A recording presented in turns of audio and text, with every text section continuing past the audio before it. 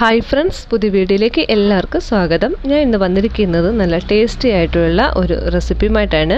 അതും നമ്മുടെ ഉണക്കമീൻ കൊണ്ടുണ്ടാക്കിയ നല്ല അടിപൊളി ഒരു റെസിപ്പിയാണ്. എല്ലാവരും ഒന്ന് വീഡിയോ കണ്ടു നോക്കാം. നമുക്ക് നേരെ വീഡിയോ ഇട്ട് പോകാം. അതിനായിട്ട് ഞാനിവിടെ ഒരു പാൻ എടുത്തു വെച്ചിട്ടുണ്ട്. അതിലേക്ക് വെളിച്ചെണ്ണ ഒഴിച്ചു കൊടുത്തിട്ടുണ്ട്. വെളിച്ചെണ്ണ തന്നെ ചേർക്കണം കേട്ടോ. വെളിച്ചെണ്ണ ചൂടായി വന്നപ്പോഴേക്കും ഞാനിവിടെ മത്തിയാണ് എടുത്തിരിക്കുന്നത്. 4 മത്തി ഉണ്ടായിരുന്നുള്ളൂ കേട്ടോ. അത് ഞാനിവിടെ കുരുമുളകും മഞ്ഞൾപ്പൊടിയും കൂടെ അരപ്പ് ചേർത്തിട്ട് ഒന്ന് വറുത്തെടുക്കാനായിട്ട് പാനിലേക്ക് ഇട്ട് കൊടുത്തിട്ടുണ്ട്.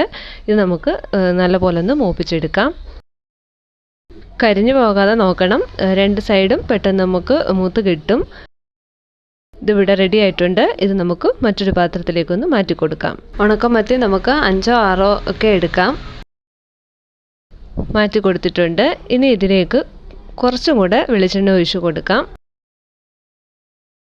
ഇതൊന്ന് ചൂടായി വന്നപ്പോൾ ഞാനിവിടെ സവാള ഇട്ട് കൊടുക്കുന്നുണ്ട്. ഞാൻ 3 മീഡിയം സൈസ് സവാളയാണ് എടുത്തിരിക്കുന്നത്. അത് ഇതിലേക്ക് ചേർത്ത് കൊടുക്കാം.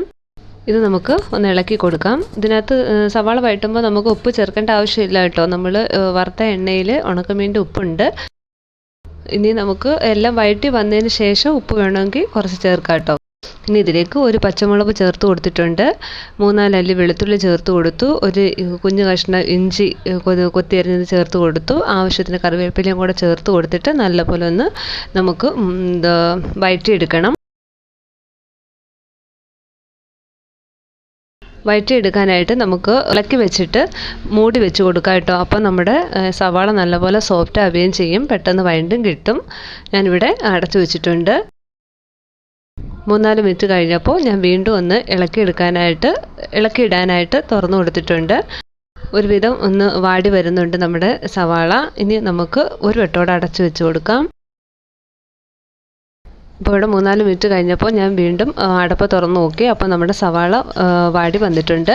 ഇനി ഇതിലേക്ക് കുറച്ച് 1/4 ടീസ്പൂൺ മഞ്ഞൾപ്പൊടിയും 1/4 ടീസ്പൂൺ മുളക് പൊടിയല്ല കുരുമുളക് പൊടിയും 3/4 ടീസ്പൂൺ മുളക് പൊടിയും കൂടെ ചേർത്ത് കൊടുത്തിട്ട് നല്ലപോലെ ഒന്ന് മിക്സ് ചെയ്തെടുക്കുന്നുണ്ട്. നിങ്ങളുടെ ആവശ്യത്തിനുള്ള എരിവിനനുസരിച്ച് മുളക് പൊടിയൊക്കെ ചേർക്കാം. ഇതിൻ്റെയൊക്കെ പച്ചമണം മാറി വന്നപ്പോൾ ഞാൻ ഉപ്പ് നോക്കിയിട്ടുണ്ടായിരുന്നു കേട്ടോ. സവാളയ്ക്ക് കുറച്ച് ഉപ്പ് കുറവുണ്ടായിരുന്നു. അതുകൊണ്ട് കുറച്ച് മാത്രം ഉപ്പ് കൂടെ ചേർത്ത് കൊടുത്തിട്ട് നല്ലപോലെ ഒന്ന് മിക്സ് ചെയ്തെടുക്കുക. ഇനി ഇതിലേക്ക് നമ്മൾ നേരത്തെ വറുത്ത് മാറ്റി വെച്ചിരുന്ന മത്തി ഉണ്ടല്ലോ, അത് നല്ലപോലെ ഒന്ന് പൊടിച്ചെടുക്കുക. മുള്ള് മാറ്റിയിട്ട് വേണം കേട്ടോ ഇതുപോലെ പൊടിച്ചെടുക്കാനായിട്ട്. മിക്സിയുടെ ജാറിലൊന്നും പൊടിച്ചെടുക്കണ്ട. കൈ കൊണ്ട് വെറുതെ ഇങ്ങനെ ജസ്റ്റ് ഒന്ന് പൊടിച്ചാൽ മതി. അതുകൂടെ ചേർത്ത് കൊടുത്തിട്ട് നമുക്ക് നല്ലപോലെ ഒന്ന് മിക്സ് ചെയ്തെടുക്കാം. ഇനി ഇത് നമുക്ക് 2 മിനിറ്റ് ഒന്ന് മൂടി വെച്ച് കൊടുക്കാം. ആ ഉണക്കമീനകത്ത് ആ മസാലയൊക്കെ ഒന്ന് പിടിക്കാൻ വേണ്ടിയിട്ട് മാത്രം. വെള്ളമൊന്നും ചേർക്കണ്ട കേട്ടോ. ഇവിടെ 2 മിനിറ്റ് കഴിഞ്ഞിട്ടുണ്ട്. അങ്ങനെ നല്ല ടേസ്റ്റി ആയിട്ടുള്ള ഉണക്കമീൻ റോസ്റ്റ് ഇവിടെ റെഡി ആയിട്ടുണ്ട്. എല്ലാവരും ഒന്ന് ട്രൈ ചെയ്ത് നോക്ക്. എല്ലാവർക്കും ഇഷ്ടമാകും. നമുക്ക് ചോറ് കഴിക്കാൻ വേറൊരു കറിയും വേണ്ട കേട്ടോ. ചമ്മന്തി ഉണ്ടെങ്കിൽ ഏറ്റവും നല്ലത്. ഉണക്കമീൻ കഴിക്കാത്തവർ ഇങ്ങനെ ഒന്ന് ട്രൈ ചെയ്ത് കഴിച്ചു നോക്കൂ. എല്ലാവർക്കും ഇഷ്ടമാകും.